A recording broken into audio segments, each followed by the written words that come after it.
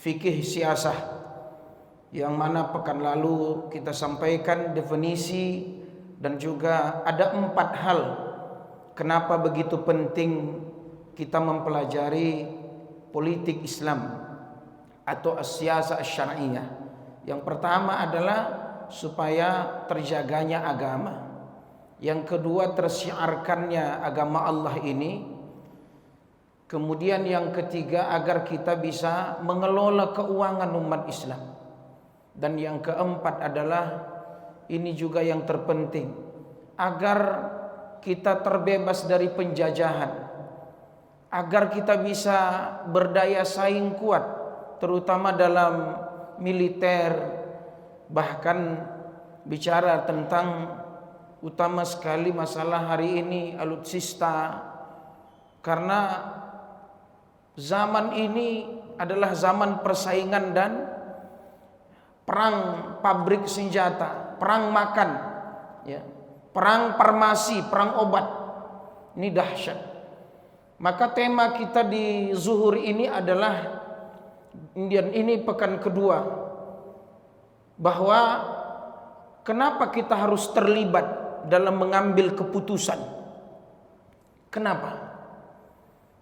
Al-musyarakah as-siyasiyah, keikutsertaan seseorang, tentu muslim, lebih penting lagi mukmin, yang mereka punya keahlian, kualitas, kredibilitas, dan juga punya ilmu di sana, kemampuan, bahkan soleh, jujur, amanah. Kenapa kita harus ikut melebur untuk mengambil keputusan? Apatah lagi ini adalah termasuk tempat-tempat strategis. Dan realitanya, sebelum kita menjawab pertanyaan ini, ya, realita yang pertama adalah di saat banyak hal yang kita dengar di zaman ini, keburukan dibungkus seolah itu baik. Banyak orang mengatasnamakan agama saat pemilu, tapi begitu duduk, entah siapa yang dia bela, entah siapa yang dia perjuangkan, dan kemudian tidak jelas afiliasinya kemana. Bahkan kata ulama, ini yang menyebabkan banyaknya penuh kegaduhan di negeri kita. Ketika keputusan-keputusan itu justru yang memutuskannya bukanlah orang-orang Islam, bukan pula jelas agamanya. Sampai kata ulama, mereka pun di sini beda alir pikirannya, ya, aliran pikirannya pun tidak jelas.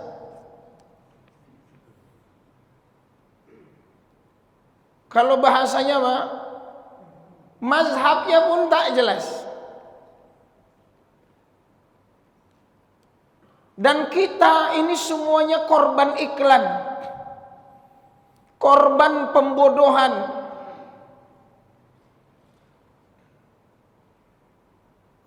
Itu ajalah, yang itu bagus. Kenapa? Iklannya bagus. Maka kata ulama, al-musyarakah as-siyasiyah ini penting. Maka sampai kata Ibnu Umar dalam satu hadis, qala Rasulullah SAW, al-mu'min alladhi yukhalitun nas wa yasbir ala adahum a'zamu ajran minal mu'min alladhi la yukhalitun nas wa la yasbir ala adahum. Mukmin dia berbaur, bersosial dengan segala amanah yang dia pegang, yang dia geluti, dan dia sabar atas segala ujian cobaan di tempat itu lebih baik, lebih besar pahalanya ketimbang mukmin penonton, diam, dan gak sabar apa yang menimpanya. Apa maksudnya? Sekalipun kita minoritas di dalam itu, setidaknya ada 8. Mudah-mudahan waktu kita cukup. Ya. 1, kata ulama, agar tersuarakannya kebenaran di situ. Yang kedua, kata ulama, meminimalisir keputusan-keputusan yang menentang, yang merugikan umat Islam itu sendiri. Yang ketiga, ini termasuk memperbesar peluang agar keputusan-keputusan itu lahir dari rahim syariat kita, yaitu Al-Quran dan hadis. 3 ini kalau kita nggak sadar, habis kita.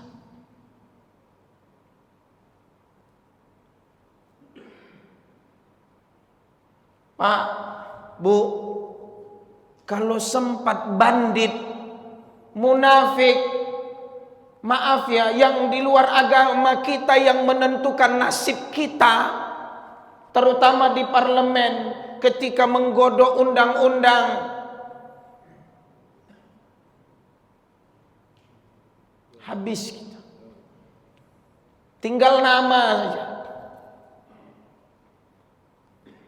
Kenapa?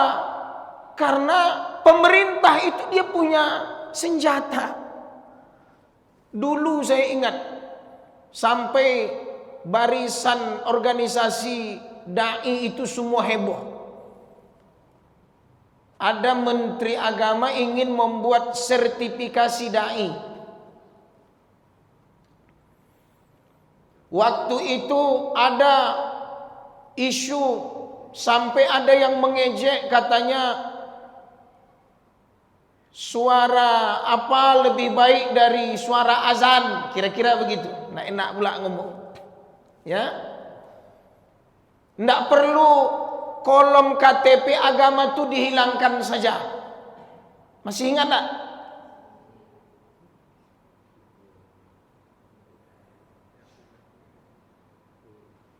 Banyak isu-isu, apalagi sempat nanti kita salah membuat pernyataan, dipotong video kita, heboh.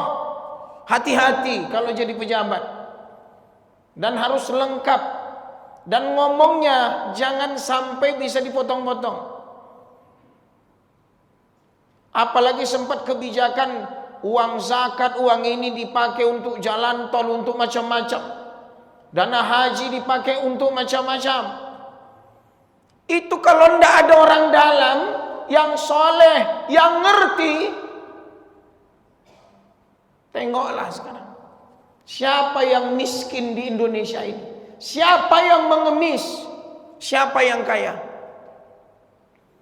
Kemana duit kita? Itu 3 poin itu.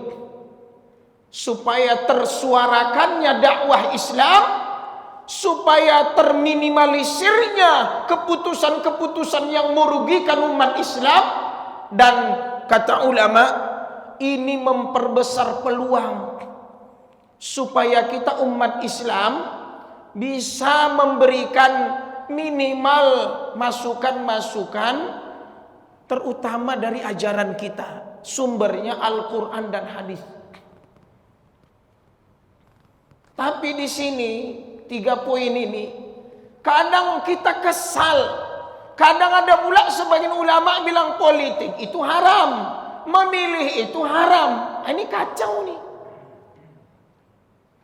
Tapi begitu ada pemimpin yang resmi terpilih dan itu tidak memihak kepada umat Islam, terus datang dalil dari mereka, ati'ullah wa ati'ur rasul wa ulil amri minkum. Kan aneh. Pas memilih haram, pas terpilih wa ulil amri.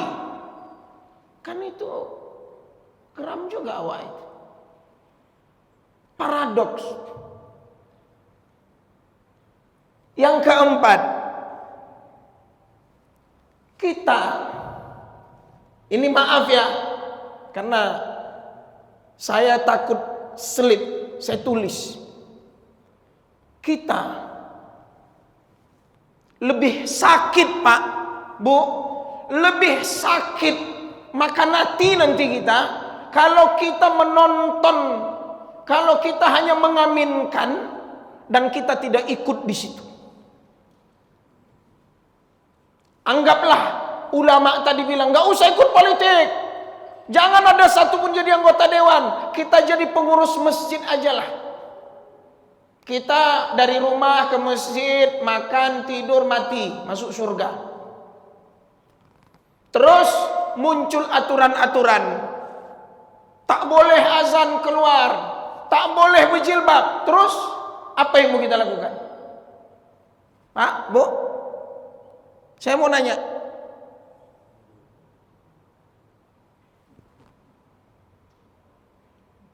susah kan?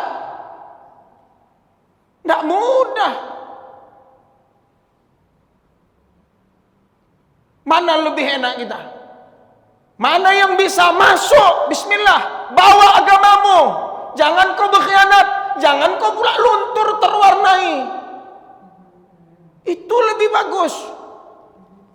Wa yasbir ala adahum.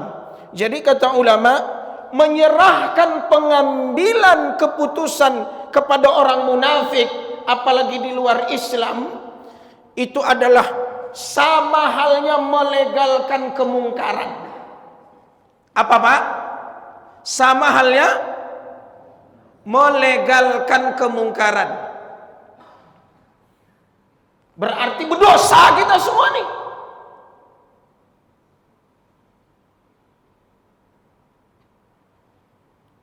Jadi jangan anggap sepele siasat syariah itu. Buktinya banyak khalifah, buktinya Islam dalam sejarah penaklukan-penaklukan, Islam dalam sejarah pembebasan-pembebasan itu semua lengkap sejarahnya. Itu Masya Allah itu. Kemudian yang kelima adalah jangan sampai kita rusaknya sistemik.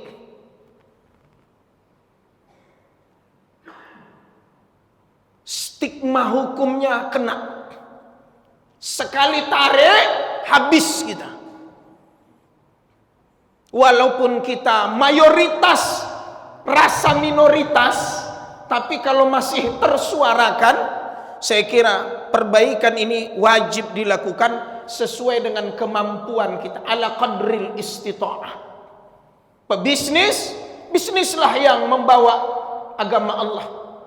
Pejabat yang membawa aturan Allah. Baru yang keenam adalah ini membuka peluang, kesempatan. Tak mudah orang bisa jadi berbicara, memimpin rapat, debat. Rasul pergi hijrah ke Habasyah menemui Raja Najasyi. Ada sahabat yang mirip dengan Rasulullah. Dia hebat berdebat untuk menyelamatkan nyawa dakwah dan sahabat Nabi. Cari siapa nama sahabat itu. Dia mirip dengan Nabi.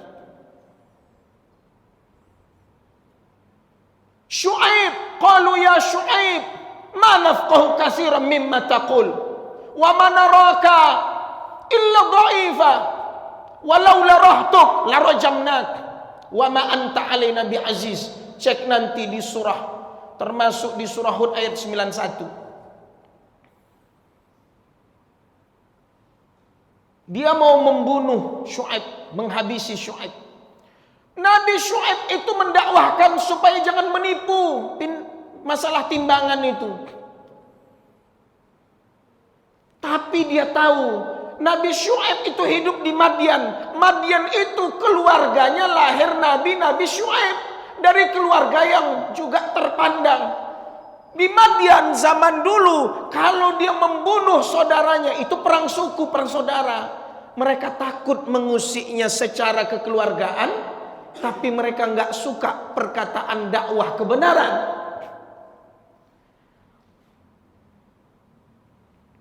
Tapi ingat, kata ulama, itu peluang. Siapa lagi yang mau mendakwahkan kebenaran? Kalau nggak ada, berdosa kita. Kenapa? Akhirnya mewabahlah kemungkaran, reduplah amar ma'ruf. Besok-besok kita tegur orang HAM. Besok-besok dibakarnya masjid kita ini HAM. Pening pala kita. Tengoklah Israel. Tengoklah di mana kita minoritas, nggak bisa ngapa-ngapa. Azan tak bisa, sholat tak bisa, habis semuanya. Capek kita. Jadi sebelum terlambat, yang bisa kita hadir masuk, ada ilmu, ada kapasitas, duduk di situ. Kemudian yang ketujuh, ini ajang menimba pengalaman. Izinnya kita aja kadang di pesantren mengukur RAB, uang, pembangunan, anak dan seterusnya sulit. Gimana negara? Jangankan negara, miniatur negara itu masjid. Gimana mengatur zakat, membuat musabakah, mengecat, menghadirkan infak sedekah, mengelola keuangan saja bukan mudah. Berapa banyak masjid itu uangnya dilarikan, dikorupsi, banyak. Apalagi uangnya datang dari entah mana-mana, seolah punya dia. Itu di rumah Allah. Gimana negara yang besar ini? Terakhir, ya, mari sama-sama kita memperbaiki sistem. Hadirnya orang-orang soleh itu supaya sistemnya baik. Kenapa? Kata ulama, sistem yang baik, seburuk apapun orang akan jadi baik. Tapi sehebat sesoleh apapun orang, kalau sistemnya buruk, keluarnya buruk. Maka yang kita perbaiki itu sistemnya. Terakhir saya tutup, karena ini ada batasan saya membahas ini. Ketika Imam Ahmad ditanya, ini mau memilih pemimpin perang, panglima perang. Satu pendosa, tapi ahli dalam perang. Satu lagi solehnya luar biasa, tapi lemah dalam strategi. Ditanya Imam Ahmad, wah Imam, yang mana mau kita majukan? Pak, saya mau nanya, pendosa tapi ahli ibadah, soleh, ke masjid tak tinggal, soleh lah, baik kali, hebat ibadah, tapi tidak ngerti perang. Yang mana? Kata Imam Ahmad, majukan yang pendosa. Kenapa? Karena dosanya itu urusan dia, tapi kemenangan umat Islam itu adalah menyelamatkan agama. Sebaiknya orang soleh itu untuk diri dia, sementara kekalahan kita, kehancuran agama. Pilih mana? Itu sampai selektif begitu. Gimana kalau yang kita majukan sudahlah dia soleh dan dia strategi perang. Kita tunggu dari rahim negeri kita ini ada orang yang nanti pemimpinnya dia soleh, ahli ibadah, dan dia ahli strategi dan panglima perang. Billahi taufiq wal hidayah. Assalamualaikum warahmatullahi wabarakatuh.